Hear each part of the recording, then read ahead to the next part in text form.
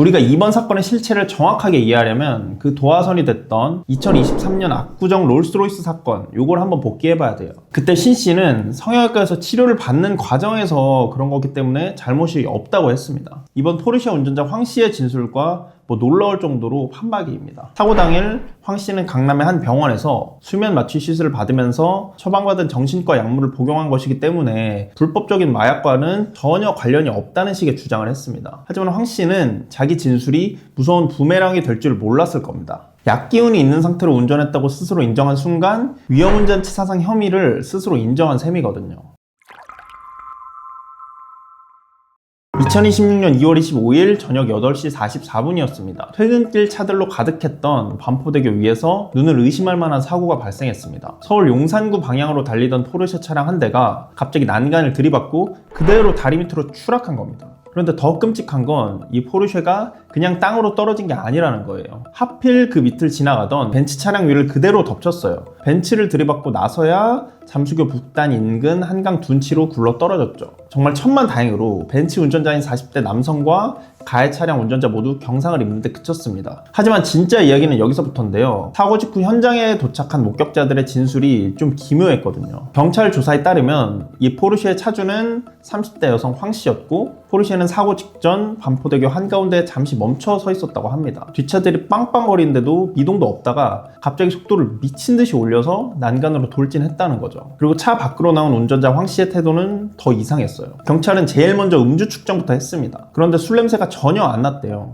하지만 황 씨는 횡설수설하며 비정상적인 행동을 멈추지 않았습니다. 의구심을 느낀 경찰이 견인된 포르쉐 내부를 수색했는데 뒷좌석과 바닥에 약물이 채워진 일회용 주사기와 의료용 튜브들이 가득했대요. 사건 발생 다음 날인 2월 26일 경찰은 즉시 황 씨를 체포했습니다. 그런데 조사가 시작되자마자 황 씨는 상태가 급격히 나빠졌다면서 병원으로 이송됐습니다. 수사가 제대로 진행되기 어려운 상황이었죠. 하지만 경찰의 집요한 수사는 멈추지 않았습니다. 황 씨의 정체는 SNS 팔로워 11만 명을 거느린 유명 인플루언서이자 병원과 맛집을 홍보하는 마케팅 대행사 대표였습니다. 사고 당일 황 씨는 강남의 한 병원에서 수면 마취 시술을 받으면서 처방받은 정신과 약물을 복용한 것이기 때문에 불법적인 마약과는 전혀 관련이 없다는 식의 주장을 했습니다. 본인이 불법 약물 중독자가 아니라 의사의 처방을 받은 환자라는 점을 강조해서 처벌을 좀 피해보려고 했던 거죠. 하지만 황 씨는 자기 진술이 무서운 부메랑이 될 줄 몰랐을 겁니다. 약기운이 있는 상태로 운전했다고 스스로 인정한 순간 위험운전치사상 혐의를 스스로 인정한 셈이거든요.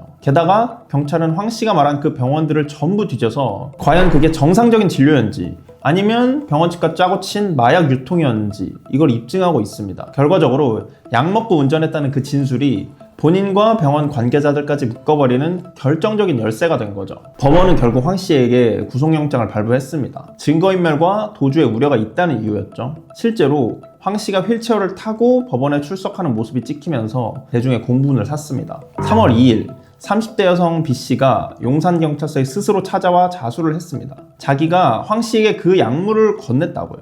경찰은 B씨가 왜 자수를 했는지 혹은 황 씨와 말을 맞추고 꼬리를 자르려고 하는 건 아닌지 아주 면밀하게 들여다보고 있습니다. 단순한 투약 사건이 아니라 의료기관과 마케팅 대행사가 결탁한 조직적인 약물 유통망이 드러날 수 있다는 거군요. 그렇죠. 병원 밖으로 반출이 금지된 프로포폴이 어떻게 대량으로 개인 차량에 실려 있었는지 누가 허락 없이 처방전을 써준 건지 경찰은 이 연결고리를 밝히는데 수사력을 집중하고 있다고 해요. 대한의사협회까지 나서서 이건 단순 교통사고가 아닌 중대한 의료질서 교란이라면서 철저한 수사를 촉구했을 정도니까요. 단순히 인플루언서 한 명의 일탈이 아니라 의료계의 어두운 이면이 터져나온 거라고 볼 수도 있습니다. 경찰은 황 씨가 다녔던 그 병원들까지 수사를 좀 확대하고 있습니다. 우리가 이번 사건의 실체를 정확하게 이해하려면 그 도화선이 됐던 2023년 압구정 롤스로이스 사건, 요걸 한번 복기해봐야 돼요. 왜냐면 그때 그 범죄자가 보여준 법을 비웃는 태도가 지금의 법 개정을 이끌어냈기 때문이에요. 당시 가해자 신 씨는 케타민을 포함해 무려 7종의 향정신성 의약품을 투약하고 20대 여성을 사망하게 했습니다. 그때 신 씨는 성형외과에서 치료를 받는 과정에서 그런 거기 때문에 잘못이 없다고 했습니다. 이번 포르쉐 운전자 황 씨의 진술과 놀라울 정도로 판박이입니다. 당시 신 씨는 1심에서 징역 20년을 받았지만 2심에서 10년으로 줄어들면서 대중의 공분을 샀습니다. 가해자가 저렇게까지 당당할 수 있었던 이유는 당시 법 체계에서는 체열을 거부하거나 병원 진료 기록을 방패 삼으면 입증이 매우 까다롭다는 좀 치명적인 약점이 있었기 때문입니다. 실제로 신 씨는 대형 로펌을 앞세워 17시간 만에 유치장에서 풀려났기도 했고요. 경찰이 입증이 어렵다 뭐 이런 핑계로 압수수색을 19일이나 미루는 사이에 증거를 인멸했어요. 알고 보니 병원 4곳을 돌며 마약 성분 약품을 16차례나 쇼핑하듯 처방을 받은 사실이 드러났습니다. 이 사건으로 가해자와 약물을 투여한 의사 모두 10년 이상의 중형을 선고받았지만 우리 사회는 큰 숙제를 얻었습니다. 범죄자가 약물 핑계로 시간을 버는 동안 왜 법은 구경만 해야 하는가? 뭐 이런 질문이죠. 그에 대한 답이 결국 2026년에 새롭게 도입되는 약물 측정 불응죄입니다. 측정을 거부하거나 병원 핑계를 대는 순간 오히려 자수하는 꼴이 되는 거죠. 약물 특정 불응죄, 마약 사범에게만 해당되는 건가요? 그렇지 않습니다. 감기약이나 다이어트약 혹은 잠 안 와서 수면제 처방받으시는 분들 많잖아요. 약물 측정 불응죄와 위험운전 치사상은 약의 불법성보다 운전자의 상태를 더 중요하게 봅니다. 이번 포르쉐 사건의 황 씨도 처음엔 정신과 약과 수면 마취 때문이다 뭐 이렇게 진술을 했어요. 그런데 이제는 그게 면죄부가 아니라 스스로 운전하면 안 되는 상태였다는 증거가 되는 거예요.